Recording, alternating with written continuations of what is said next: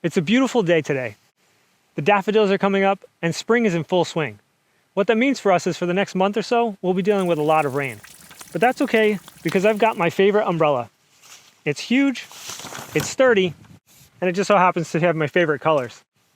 But it does need a little bit of love. When our dog was a pup, she decided to use the handle as a chew toy. So today I'm going to show you 2 different ways to design and make a replacement handle. Let's go inside to get started. This is the perfect project for 3D printing, and a great excuse to practice our CAD skills.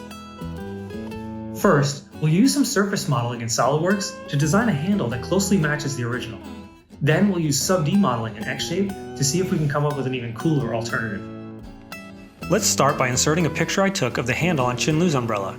We'll roughly position it relative to the origin, and then use the scale arrows to set it to 5.5 inches tall. In a separate sketch, we'll draw a style spline, and then drag the control points around until the curves line up with the picture. Working with splines like this is actually a great practice for the sub-D modeling we'll do later. Once we've drawn the front and back curves, we'll start another sketch to draw the handle's symmetrical sides. These 4 curves will serve as the inputs to a lofted surface. We simply select each one at a time, and watch the preview update to show the shape of the surface. As a last step, we'll choose the Close Loft option. This will produce an infinitely thin surface of the handle. Of course, we're not done yet. We still have to build the top and bottom surfaces of the handle. We'll do that by sketching simple 3-point arcs and revolving them to create these oversized patches.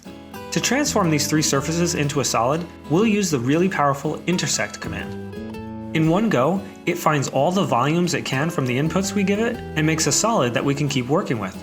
We just have a few things left to do. Let's start by breaking these hard edges with a fillet. We'll finish up by drilling a hole in the bottom of the handle for the umbrella post.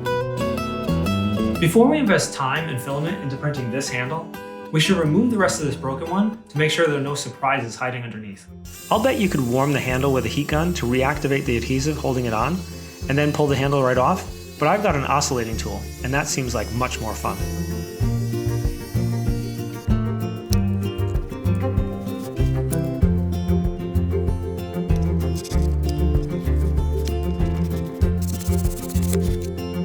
Now we can take a final measurement, adjust the model, and print the design.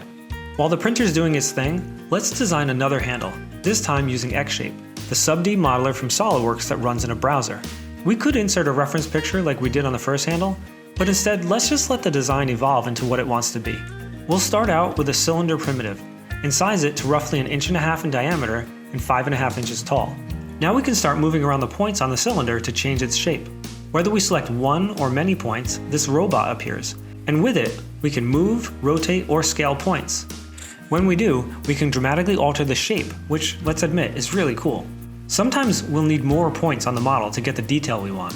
Commands like Insert Loop break the mesh up into smaller pieces and allow us more control in certain areas. We can keep adding detail to the model and changing its shape until we get what we're looking for. By default, sub-D modeling makes really smooth shapes, but we can crease edges to create sharper geometry. When we're done, we can continue adding more features to finish the design.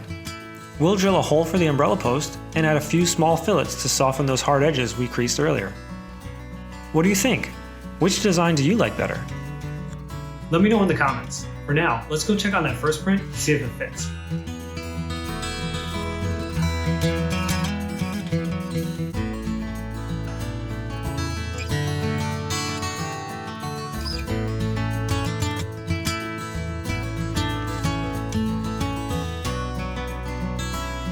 I love how this came out, and I can't wait to see the other handle come off the print bed.